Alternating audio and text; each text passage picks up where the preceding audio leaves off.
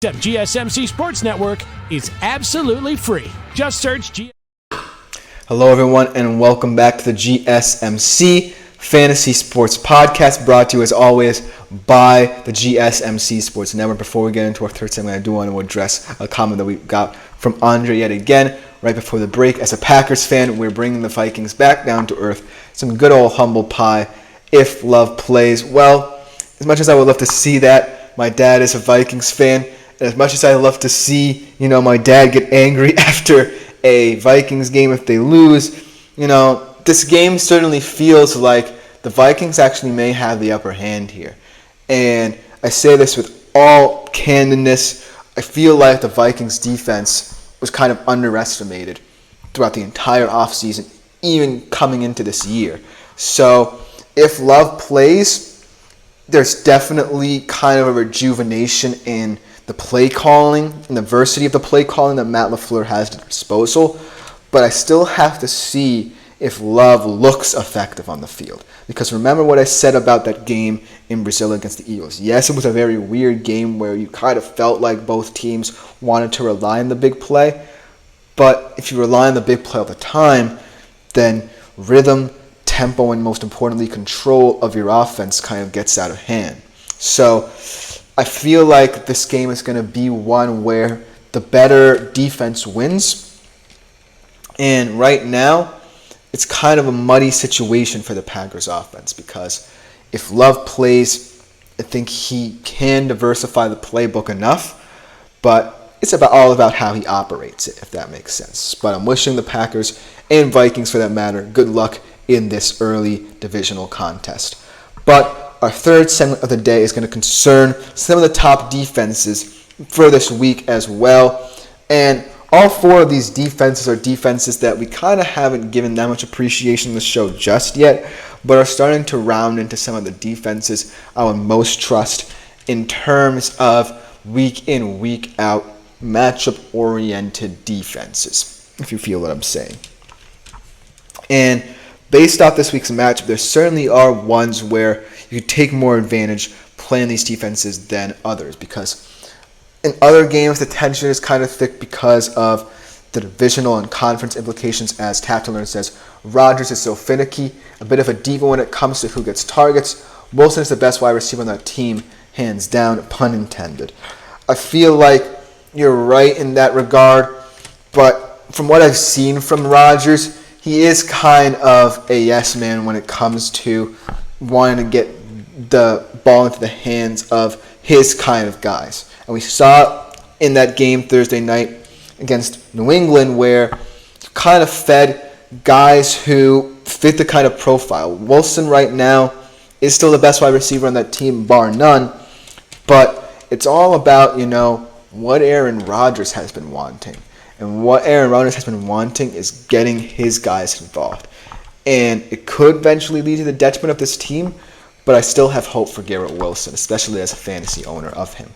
But thank you for both of your comments, but we do have to get into this segment. Let's start off with a defense who I think is quickly rounding into form, and is the Jets defense, by the way. They're going up against a Broncos team that, yes, had a pretty impressive performance offensively against the Tampa Bay Buccaneers, but I'm still not a Bo Nix fan. I'm not sold on that performance because, albeit it was an impressive one, but it was against a very banged-up Bucs team. Now, the Jets' defense through the first couple of weeks have been kind of horrific in terms of run defense and absolutely as well in terms of pass defense.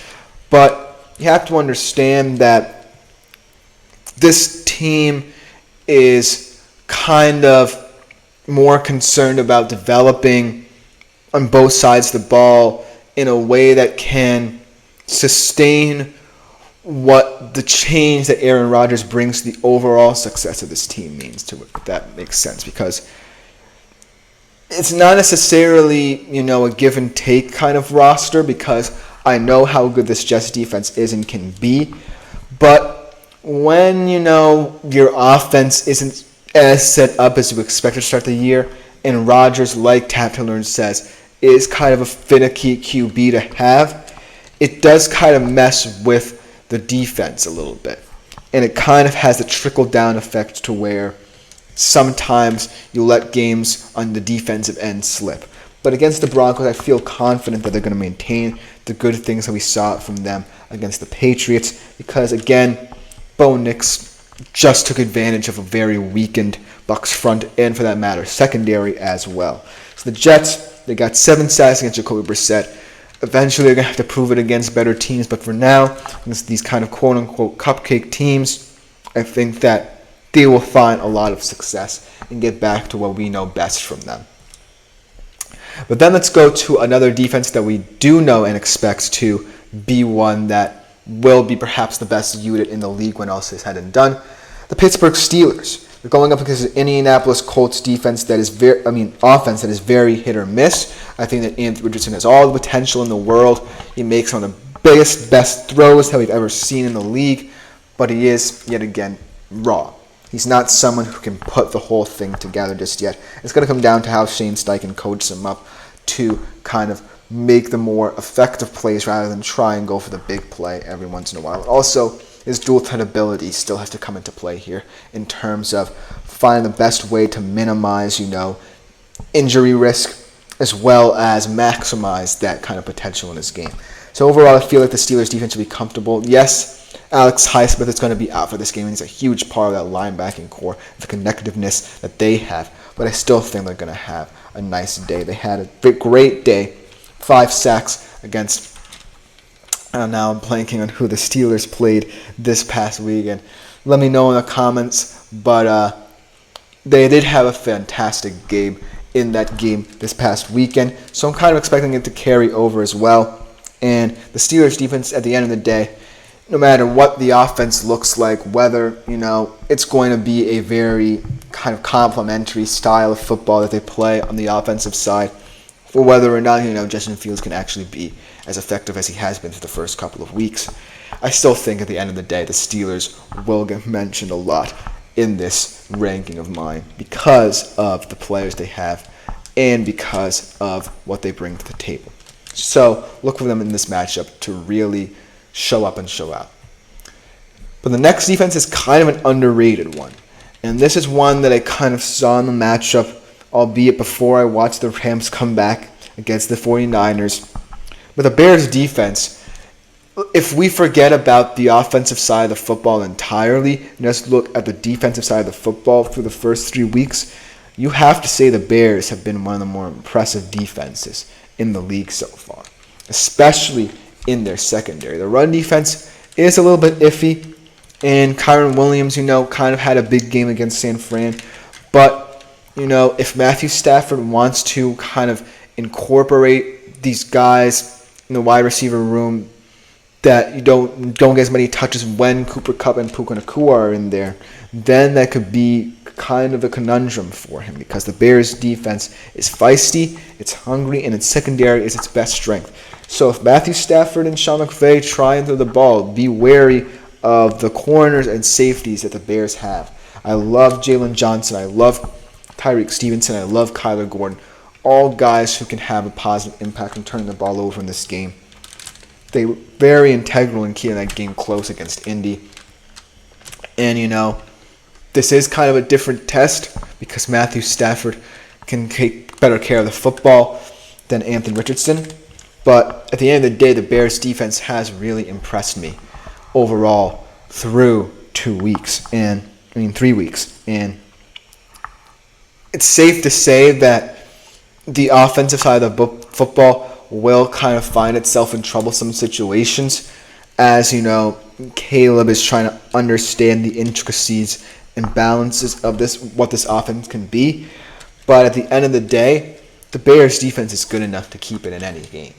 They did it against the Titans. They did it against the Colts, even though the offense really didn't step up until the fourth quarter.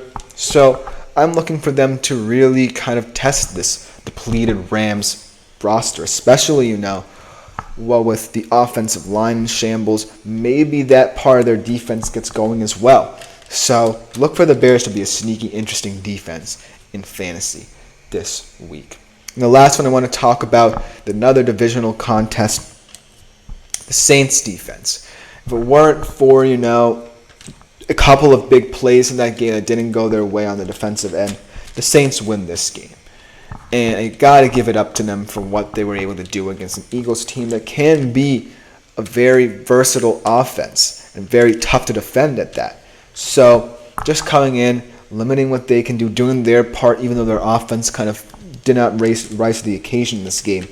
Going up against the Falcons this week, I kind of feel like it could be a very similar game to what we saw in that Philly game, where it's going to be a very gritty contest, very low scoring, and I think it's going to come down to the defenses. And the Saints defense is timely. They still have players, even though they're getting up there in age, who can contribute, and I just really like the makeup of this defense in terms of how it stays on schedule, in terms of what it did against top-level quarterbacks in the NFC East, in Jalen Hurts and Dak Prescott. And in the division, I feel like this defense is one of the more underrated ones because we're always talking about, the Falcons, signing Matthew Judon and Justin Simmons really revamped that defense, really gave it a different look. In the Bucs, when they're healthy, they have a very volatile defense, especially in that defensive front and in the secondary as well. And then, when I look at the Saints, they don't really have, one guy who can take over the game. They're just that's what's special about them. They're timely and opportunistic, and you can never underestimate a unit like the New Orleans Saints because they are one of the older teams in the NFL, let's face it. And in terms of how you have to take that into account, you have to kind of take the punches as they come, and they've been doing a fantastic job of it. They've been taking everyone's best punch and exceeding expectations, and I think that they're an underrated defense, not just in the NFC South, but in all of the NFL, because we kind of overlooked them because we thought this group was getting to the point where some of its players would age out. That has not been the case, and the Saints against this Atlanta Falcons offense that has been improving, but I still don't think have reached its peak, will take effect this week. But let me know what you think in the comments. That will just about do it for our third segment of the day here on the show. Coming up next, we transition a little bit to the world of college football, where I go over some of the best bets for Week 5. A lot of good games. We'll be right back to talk about them after this short break.